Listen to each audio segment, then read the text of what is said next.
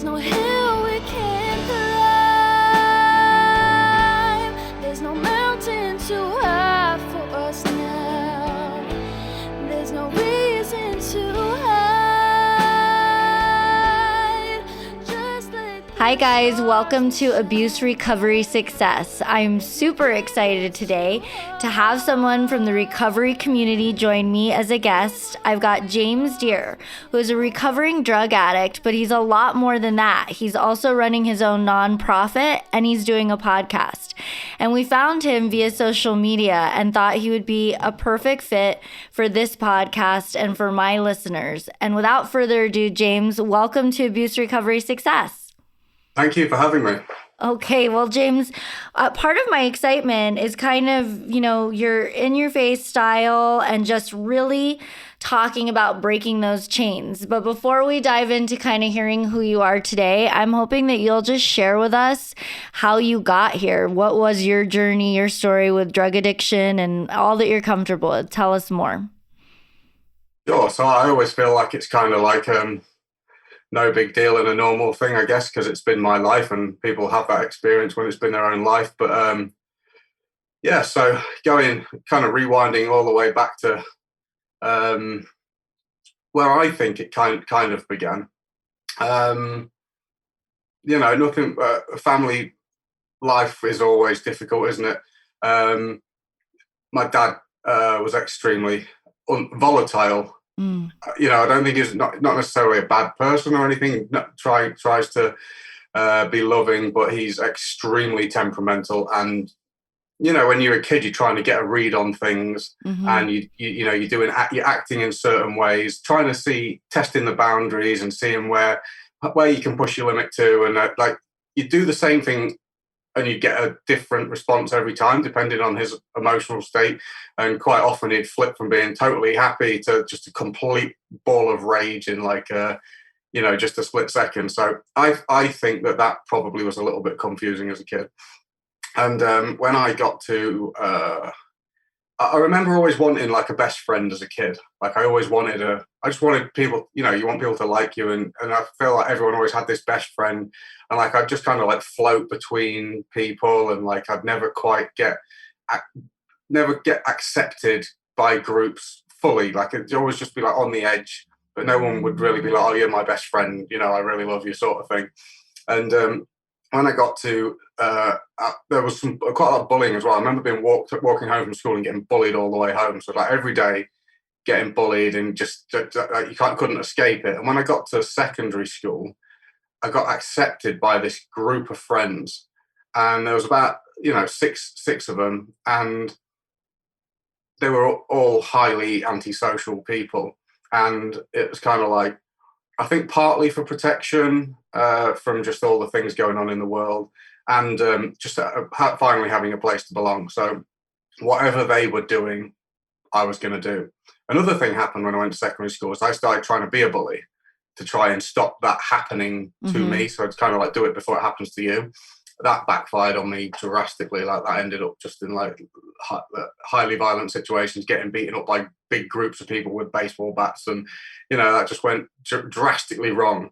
So that quickly showed me that violence wasn't cool. Not violence at home so much, but like a verbal abuse and that sort of stuff. So that kind of like I feel like that was like a manifestation of those things. And I started smoking weed when I was 12 or something like that. I think I'd lost my virginity around the same age, which was just ridiculously young. So there was just this like real, and I'd got into extreme sports. There was this real manifestation of, just extreme highs and lows, chasing all these highs, just really loose behavior, no boundaries. And I'd really latched onto this friend group, and they became kind of like, instead of like my family were working all the time. So I just like that was who I was spending all of my time with, all these kids. So I felt like, from the age of 12, I kind of stopped my emotional maturity, my emotional development stopped at around 12. And anything that my friends did, I would just jump on board with. And my mother had put the fear of God into me that if I did drugs, I would die. And I really believed that if I did like chemicals and stuff, that I might die. I actually believed that. was terrified of it. But then when all my friends started using Class A's and stuff, which I think I was 17 when that happened, somehow I'd managed to escape the kind of 5 years without getting into the harder stuff. But when they all started doing that, it's kind of like, well, either you use drugs or you have no friends. And having no friends to me was just like, it's kind of like death almost, just being all alone, being on your own, didn't really seem like an option to me. So when they all started doing that, I just started using, and very quickly, all my studies and stuff just went down the pan. Basically, everything that I was doing in life that was kind of responsible was just, which wasn't a lot, Yeah. but it was all just like out the window completely. And then very quickly slipped into this underworld of illegal raves, and me and my friends always started organizing these absolutely ridiculous illegal raves, hundreds or thousands of people coming and partying and breaking into warehouses and just putting on these massive illegal events. And it just got well out of hand in that scene. Everyone's selling large amounts of drugs. Like, if you want to get drugs, like, it's like, and then people are using them all day, every day. It's like it's a different world. And then slowly, just like without even realizing, I'd lost grasp of, like, I couldn't associate with sober people anymore. I couldn't associate with normal people anymore. You go raving all weekend, you're staying awake Friday to Monday. Like, you go to work on a Monday, and I worked with my dad, which was just not cool, and the arguments and stuff that we had there was wild. But you turn up on Monday, and if you bend down and stand up again, you feel like you're going to pass out. You're just spinning, and like soon figured out, like, if I used a little bit of ketamine's what I got addicted to, which is a form of tranquilizer and anesthetic, basically. It's slipping down the scale towards heroin, basically, but it's far more of a sociable thing. If you don't have too much, it's not quite as locked in a dark black box by yourself as heroin is, but you can still go out and have a bit of fun, but occasionally slipping into that dark hole. And I've realized if I just did a little bit on a Monday morning, that it kind of just picked you up out of that feeling like you're going to die space. And then, slowly it just took over everything, and you're on it all day, every day. Started selling it, got caught selling it, crashed my car, passed out of the wheel. Ended up in Crown Court. My mum had to kind of like guide me through all that, because I just had no idea how to deal with that completely off my face. She's been depressed ever since, so I feel like I was the catalyst of that. It was just absolutely manic. And then what happened was I went away a few times, and I went away, got sober, came back again, and every time I go away, come back, I just land, like, it's like when I went away, I could kind of be all right. I went to go do something, I'd come back, and then just like straight back into this mess again. When I was 23, one of my best friends killed himself. And at that point, I guess I'd already lost maybe three friends to suicide at that point. And when it happened so close, like this guy was just like special. Like, everybody loved him. Like, if you met him for 2 minutes, 2 years, 20 years, you just loved him so much. Something about him, like one of those people, he doesn't judge you. And just being around him, you feel safe. And, he was kind of like my rock. And then when he took his own life, it just rocked my world big time. Obviously, the drug thing got worse. Like, it didn't need to get any worse. It was, it was already maxed out. Like, I couldn't physically put enough chemicals up my nose to barely make it do anything anymore, because I was pulling about 50 grams a week out for personal. I was just walking around with just a lump like that in my pocket, because I was selling big amounts. And that, I was sharing it with my friends and just having a wild time. But it was just absolutely ridiculous. And after that happened, like, it affected me really bad. And one of my friends helped me to get a passport sorted out, and he just put me on a plane to Australia, basically. And I know that this is built into some of the questions that you were going to ask me. I don't know if you want me to stop there. No, keep going. So when I got to Australia, you'd think that would be like obviously on Facebook, you're looking at these pictures of a person who looks like he's having a good time, sat next to a palm tree drinking, because I hadn't got sober, but I'd stopped doing drugs, but I just kept drinking. But I drank for 1 month straight. It took me 30 days of binge drinking to realize that it was never going to do what ketamine did.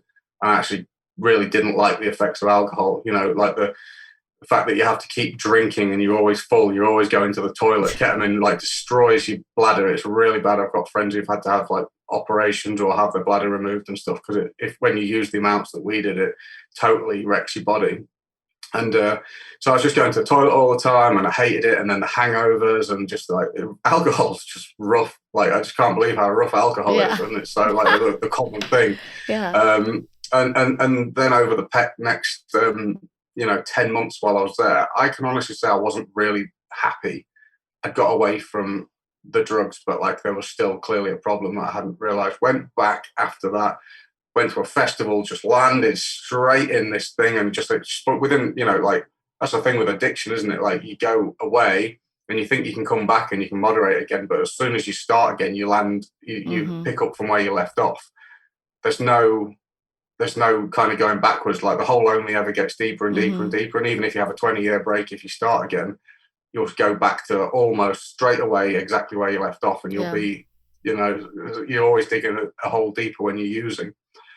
So, yeah, I just made a total mess of my life. And I basically did that on and off for quite a long time before I actually got into what I would call recovery. So I don't know if... what does that look like, though? So my question is, because I think this is what trips up a lot of people, is all that false starting almost, or the relapsing, or the going in and out of recovery, or some kind of sobriety, or white knuckling, whatever you want to call it. Like you just said, before I got into what I would call recovery or real recovery, what was that moment like for you? Was it a moment? Was it a string of moments? Like, explain kind of how you feel like you knew it was different that last time or so far. Yeah, so I abstained from drugs quite a few times. And obviously I tried the kind of running away method, which I don't think that there is any running away from a drug addiction. I think that if I didn't leave, that I would have been seriously, physically ruined right now or dead. And there's no two ways about it, because that was 8 years ago that I first left. And if I hadn't have done that, I was like really not good when I left. So for me, it was about survival. The problem was it didn't solve the problem. That started manifesting in so many other ways. Whether it was workaholism and like, when I'm in a relationship and then I find something to obsess over, like I started an online business, started an Amazon FBA, kind of like drop shipping thing. And then I'm just stuck in the computer and like everything's going on around you and you just ignore it. And then I started, neglecting the people that you love around you, or I started binge eating. And that got really, really bad. And I remember like eating like a 14-inch pizza and a packet of cookies before bed, and then having to make myself sick just to go to sleep. And that started like, because I've had ex-partners who've had bulimia, I know what it is. And I'm just like, this is really messed up. Like this is the same. I can see this is the same problem that you had before. And even though you're sober, like there's a problem that you've got to deal with. And I'm not knowing what it was. And the 12-step program and all that stuff, that didn't appeal to me. Going to meetings, I didn't want to. I just thought that I could just figure it out. I just thought that it would be all right. And I was always had that next goal in my head that I was chasing, always chasing something. It was exhausting, you're just always chasing something. But then every time you land on your goal, whether it's business, money, getting a job, new extreme sports trick, or whatever it was I was doing, you get there, and as soon as you land on the spot, still totally empty, looking at the next goal, just like that never-ending chase of something, whether it was the drugs or whatever it was. And recovery for me came as a complete fluke when I was at the worst of the worst. I had 2 massive mental breakdowns over visa things, one in Australia, and then I moved to New Zealand.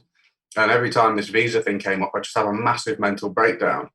And then this happened again in New Zealand. And the reason why it was like as rock bottom as it could have been for me, and the irony was that I'd got everything in place. I had a really well-paying job. I'd got a house. I had all the rooms rented out. I was getting loads of money from it.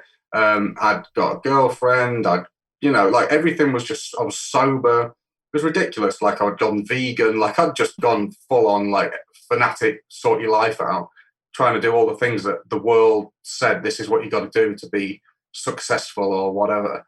Did all this stuff, and I never felt emptier. I'd never had worse anxiety. Like I physically was just an anxious wreck. Like my skin was crawling. I was itching. Like it was just, I was lying on my bed. I was like, just like screaming, just like so uncomfortable. And that was sober with everything sorted out. One of my housemates, he's kind of like a Russian Thai boxing Buddhist guy, and he's real, but really, really calm. And he just says, "Hey, bro, you want to go to this free yoga and meditation retreat?" And I was like, whatever, and I'll do it. I'll try anything right now. Like I've got no ideas because I've tried everything that I could possibly think of. And then I went to this yoga and meditation retreat, and it was something that I would have said was a little bit weird, like it definitely wasn't on my radar of cool. It was kind of like, if my friends could see me now, because, like in the scene, it's like, we like this type of techno and this type of punk music, and we dress like, it's got this whole ego bullshit that I'd attached this identity to myself. I was this guy. I was this cool guy. And then this whole yoga trip did not align with what I wanted, with what I thought I was, and so as part of it's called kirtan meditation, and it's like singing, meditating on transcendental sounds, like you've obviously heard the Buddhists use om, and but there's a whole multitude of these transcendental sounds, and they're singing, and I'm just like, I'm not singing. Yeah. I remember at school they're all singing, and I just sit there just like, no, not for me, thank you. And then after, fortunately, it was 4 days long, and I started getting into it. I started singing, and it felt like just like this cage that was just kind of like a Russian doll. One of the layers just cracked away. Nice. And I had just a little bit more freedom. It felt like a bit more freedom, And so I really got into that, and the yoga philosophy. And I'm not talking about like the mainstream stuff, but like the real serious roots of the Vedic literatures, and the like real yoga, and what yoga really means beyond like the process of self-realization and understanding who you are and what's really going on. And everything that I heard that weekend and everything I did had a profound effect on me. And then for the next year, I kind of like, step one foot in, one foot out. I'd go and then occasionally I'd go and just do some drugs and go and party, and then I'd come back and I'd feel real anxious for like a month, and I'd be like, feeling real seedy and like not wanting to go and hang out with the nice people, and it's kind of like, it's like, am I going that way? Or am I going that way? And every time I'd kind of turn away from the light and go back into the darkness, it was really hard to, you feel so ashamed, sort of. It's like the shame and the guilt, and like, I don't want to go hang out with the nice people because they're going to judge me, even though they wouldn't. So it was, and my recovery really came through that, and through the yoga and Vedic wisdom. I started to see that the Vedic truths and the spiritual truths that have been presented to me were the same as what's taught in Christianity, and are the same as what's taught in the 12-step program. So I started just seeing this whole picture put together, and I was like, oh, okay, like I kind of have been a little bit naive and a bit ignorant and just not really cool with what I've come from a kind of atheistic background when I was younger, and then a load of weird stuff did happen to me when my friend took his life, and it really definitely opened me up for all that's happening. And I've ended up in a position that I never thought that I would, where I now believe in God. Not what necessarily what people understand or what the Christianity presents as God, but what I found through my own realizations, and that has actually been what's totally changed my life and given me freedom from the cravings of using drugs, that's what blew my mind. Is I craved drugs every day for 7 years, being sober, and then when I started doing this yoga process, the actual cravings of not just drugs, but this chasing of next, trying to find fulfillment on the outside, it went away, and I got I actually got a level of peacefulness, which was just amazing. I love that. Well, you said a lot of things that are pretty poignant, I think, to recovery. And one of them that stuck out was just, what my sponsor always would say is, you follow you wherever you go. So when you talked about, the moving and that, running away, I do agree with you though, in saying that, like, at the same time, you do sometimes have to remove yourself from whatever situation that's perpetuating the disease. I think it can just be looked at in both ways, right? Like, you can try to run away from things and you'll still follow you. But also, I'm a big advocate of cutting out people, places, or things that are triggers or a part of that life. And, when I got sober from alcohol, I did that. I cut out people left and right. I had to stay where I was at, but I changed everything else about my life. And it's funny that you talk about, like, the drugs versus the alcohol, but, and then what I liked is that you brought in, like, how you did it with food, and you've done it with chasing all kinds of other things. And there's that, I think, that void and that hole that some of us, those of us that find ourselves in addiction, that we're trying to fill. And, no one's perfect, because, like, at the end of the day, I still struggle. I've been sober for almost 3 years now, but I still find myself, I chase a lot of things, and I think it's being able to reset. And I love that you have your own journey with yoga and handling anxiety. And so I guess I would like to know a little bit more about, like, how do you remain strong in the sobriety and the recovery now? Because I know said you're not so into the 12 steps. Do you do any of that, or is it just through your podcast, or how do you work it? I had an aversion to going to meetings and all that sort of stuff. I do not have an aversion to the 12 steps now. I have a great deal of reverence for all of those things, and they all definitely have their place. I don't know enough about the 12 steps to really speak to them. I just deal with a lot of people that have been through them, because that's not how I found my recovery. Recovery is not like you need to go to AA. Yeah. There are many paths of recovery, but they all have the same underpinning principles of, you need to start telling the truth, being a really good way to do that. Being honest, being forgiving, not holding on to things, letting change, letting the temporary world pass, rather than trying to attach yourself to these moving things as this transient world. So yeah, I definitely don't have any problem with the 12-step program. I think it's absolutely brilliant, and it's the perfect place for people to start. Okay, so let me ask you this. You talked a little bit about it was like 1 foot in, 1 foot out, 1 foot in with the kind of recovery yoga towards the end. Was there a specific turning point? Like, what was the moment when you never went back or haven't gone back to drugs? Oh, mate. The last time I ever used drugs was, because I'd been on this journey it's been about an 8-year process of saying, that making that decision to say, I will never, ever use drugs and alcohol again. Every time I used to even think that, I would just get this mental anxiety, this twisting of the stomach, and this, so I think the best thing to do about that is not really think about it too much, and do things that actually make you want to move towards that point. Like, I literally brainwashed myself. I just started following everything in the world on social media I possibly could.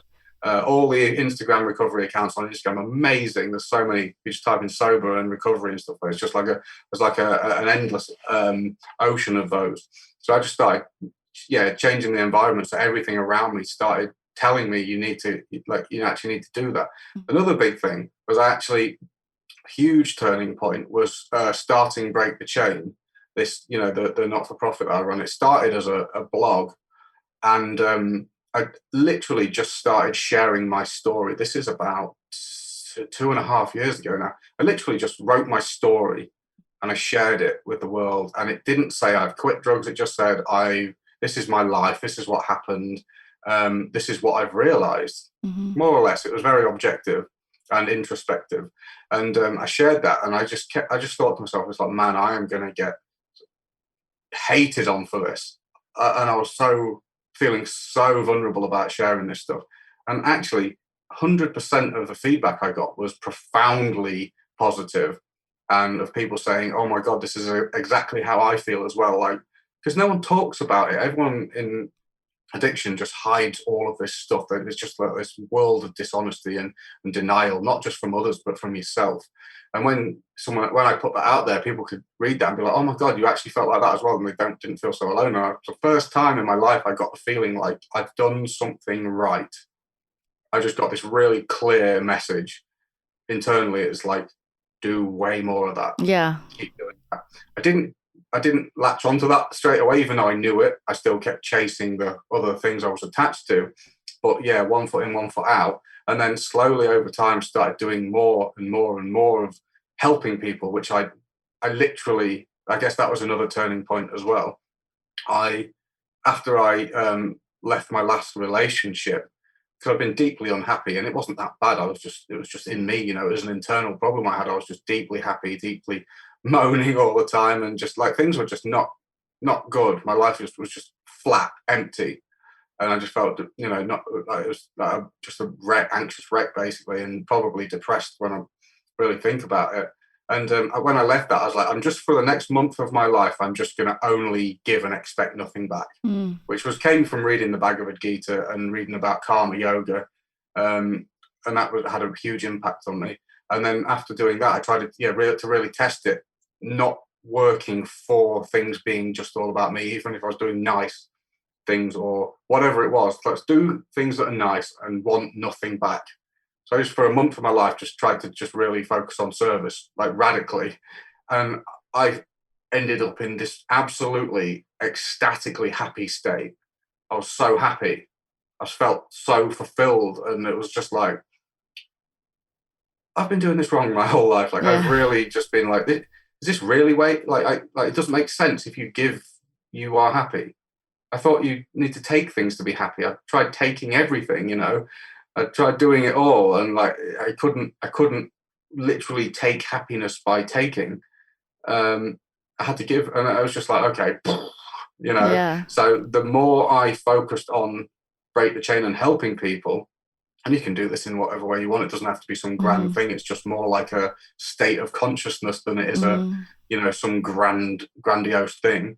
And the more I did it, A, made me happier, but B, it safeguarded against my addiction, because when I became, and it was, don't get me wrong, this was a really stressful thing for me to do, but when I became someone, as you probably know, when I became someone who was in the world of helping people recover, if I fuck up, I'm a real dick, because A, I look like an idiot, and I'll be totally embarrassed and ashamed of what I've done publicly. And public shame is worse than death. It's the worst thing you can experience, just for a start. But also, I let down all the people that I have been blessed with the power to help get free from addiction, not kill themselves, get out of depression, get out of black holes, all these things that I can't conceive how I can physically do that, because I'm an idiot, but somehow me doing what I do does have that. So it's kind of like, you really can't stop what you're doing. So it's kind of like this double-edged sword where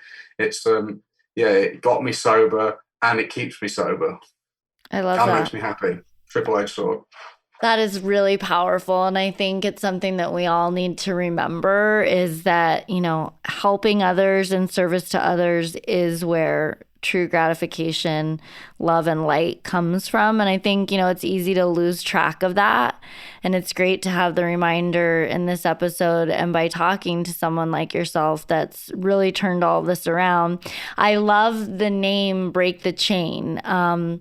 It's so cool. And I can't for the life of me remember exactly what I said, but on my first year of sobriety, I said something along the lines, I had read something where it said the chains of alcoholism were too soft to feel before they were too strong to break. Something like that. But it relates. The chains of addiction are too light to be felt until they're too heavy to be broken. Yeah. And I felt that in my core, because for me, everyone's different. And while we relate to a lot of things in each other's stories, I didn't take that first drink and it's off to the races for me. It was a very gradual thing before it got insane. But then, it had me in its grips to no end. So I really relate to that. That's what even drew me to you initially, was that, just even something that powerful is really amazing. I have a question for you. If you had a listener right now that's listening, tuning in, they've never heard you before, and they're relating to a lot of what you've said, but they're still trapped in the vicious cycle, what would be a couple of things you'd like to tell them or transplant into them? Yeah, it's kind of like what can you do in your situation? Everybody's situations are totally different. I talk to people all the time. They've got children. They're in a situation where they're just, trapped by the situation to a degree. But there's always something that you can do, and doing your best to change. Start making small changes. Start making a lot of small changes. Do things like I said, like go on Instagram, type in sobriety, recovery, or follow. Go on my account or April's account, go on the people that follow her. There's just a ton of people who are all in the same scene, and if you've got that coming up in your social media all the time, it just keeps being like little reminders to do something about it. Start listening to more podcasts and start trying to associate with people who are on the path and they're already walked a bit further down it than you have, so that you can learn from their experience and they'll tell you the truth basically about the reality. And I know how unbelievably difficult it is to get sober. Mm-hmm. It's like it's impossible until you've done it. Mm-hmm. But the reality is that there are millions of people who do it. But if you keep doing the same things over and over again, it won't have the same consequence. It will lead to an extremely bad one. It doesn't get better. You're just going downhill, unfortunately. And like I have lost a lot of friends. Nearly once a year, at least, I lose a friend to this disease. I call it a disease, not like it's necessarily a physical one, but it is a psychological disease. And there is a need for a new worldview and a new way of seeing the world. It's not that easy to take those first steps and walk through that first part. But after a while, life gets to be profoundly wonderful and amazing. And it is worth pushing through that. It does. It does. I feel like, as you're saying this, I feel like, the fight will rock you. The fight will rock you to your core. And I actually was having a moment this morning, but I was racing around doing a million things, and someone was tasking me, and I said, listen, I said 3 years ago, I would have been dry heaving over a toilet right now, and I'm doing quite enough. I always like to share the listeners, sometimes it seems like you or I might have it together and, maybe we're different, or how did we do it? And it's like, we're not. And we went through that dark place. And I remember thinking that I didn't stand a chance, and in and out of hospitals, and just broken. And it was an insane fight. You have to be willing to work. But like you said, it's so worth it to not, I don't have a master commanding me every moment of every day. And the freedom, I think so many times people just look at it like more like what I can't do, how I can't be fun, cool, whatever. And it's like, no, there's freedom. So in saying that, James, what would be a way to kind of describe who James is today? Like, you're doing all these things. Describe to the listener who you are, how they can find you, and maybe some things that you do to kind of keep yourself centered now. I'll just reflect briefly on what you just said then, because it ties into what you've just asked. Mm-hmm. Drugs cover up everything that is good about you. They make us believe that they are bringing the best out of us, but in reality, they are covering up our insecurity. Well, that's why I did drugs, is because I was insecure. Mm-hmm. I was weak. I thought that I needed drugs to be popular, to feel strong, to, if I needed to get in a fight, to have the courage to fight, to the courage to talk to girls, all the things that I just didn't have the courage to do. But in reality, I was just in this little box in my mind, just completely out of my head. They weren't making me good at any of these things. I just didn't care that I wasn't doing these things anymore. in reality, I don't really mind that I'm not good at these things anymore. I've tried being this extrovert guy. I tried being someone who I wasn't, but I didn't know who I was in the first place. So a large part of what's really gone on in my life is I've gone on a deep journey of self-discovery. And I've actually really liked what I found underneath, because when you remove all the things that you're not, you find there is something extremely wonderful under there for all of us.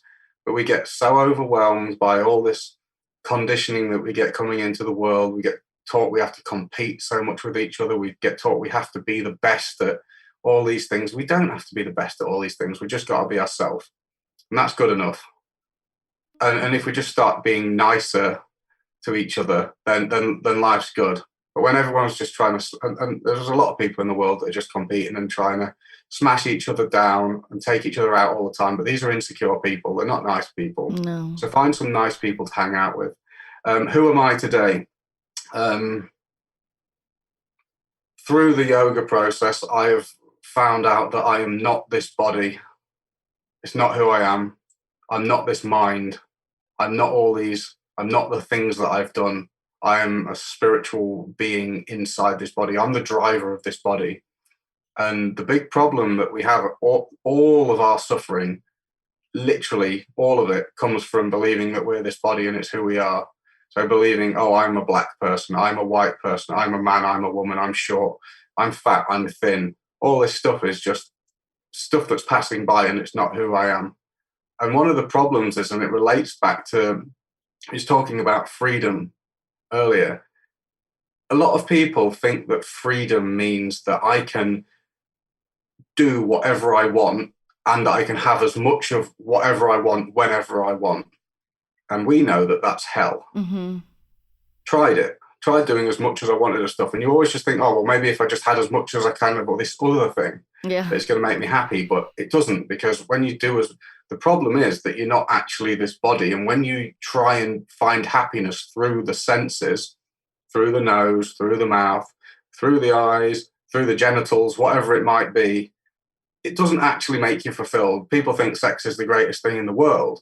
But in reality, it's like, well, yeah, it's all right at the time. But in reality, you can't do that all the time. And there's a lot of frustration that goes with that. And the chase and the having to deal with the person and the arguments and all this stuff. It's not actually, you can't physically find perfect fulfillment through the body. And it's only through, in reality, love and real spiritual connections that you can actually find real fulfillment and real happiness. So I now, knowing this, know that freedom is being free from what the senses tell me to do. So when my nose says sniff some cat, I go, no, that's the freedom, having the freedom to say that. When my eyes say, oh, let's go and look at, like lusty things, like, you're in a relationship and your eyes want to look at some other woman. Mm-hmm. That's not cool. That you're being controlled by that lust by your eyes. If your genitals are telling you to go and do something and you're forced to do it, and you think that's freedom, but in reality, your genitals and your senses, your eyes and your ears are forcing you. You're serving them. It's like you're driving down the road and you see the big golden arches, and you're like, oh shit, and you're like, oh, and then you think, oh, I really want a burger from McDonald's. You don't want a burger. They want you to come in and get a burger. That's what the big arches are for. Mm-hmm. So they're using you, the fact that you're weak and don't have control over your senses they actually can. That's how advertising works. They can use you. They can literally use you because you can't control your senses. But in reality, freedom's saying, my mind and my mouth is wanting a burger, but actually, do I really want a burger? And if I can stand back and say, no, I don't want to do that, and then you have the choice, then you have freedom. It's choosing, am I going to do that or not? Because then you can actually direct your life in an intelligent direction. So that's probably a bit of a big answer, but I could talk all day on that one, because it's super important. For sure. It is part of things. Well, James, thank you for joining us. I want the listeners to be able to find you and be able to follow. So if you could share with us any of your handles or ways they can get in touch with you or watch your podcast, I would love for that. Sure. If you just type in at Break the Chain World Mission on Instagram, There's actually a link on there that's got a link to all of our things, so you can find the podcast from there. I think if you type in Break the Chain World Mission on Facebook, that comes up as well. And if you type in Break the Chain podcast on Spotify or Apple, you should be able to find it. And if you just search for that logo, if you're listening, it just literally says Break the Chain. It's black and white. I love that. Thank you for having me on the show today. Yeah, of course, James. I think to the listeners, he's definitely expanded my viewpoint and way of thinking, and definitely has me really kind of thinking about some things that I wasn't thinking about before this episode. So I'm thankful and grateful that you got to kind of share your journey with my listeners. And hopefully, listeners, if you like what you heard, you now know how to find James. If you want to catch up on more of our episodes, you can always check out our website at abuserecoverysuccess.com. Also, you can find me on TikTok and Instagram, April_the_hills, or YouTube videos of our podcast at April Hill on YouTube. Thank you guys. Have a wonderful day. Thanks so much. There's no mountain too high for us now. There's no reason to hide. Just like the stars we shine bright. There's no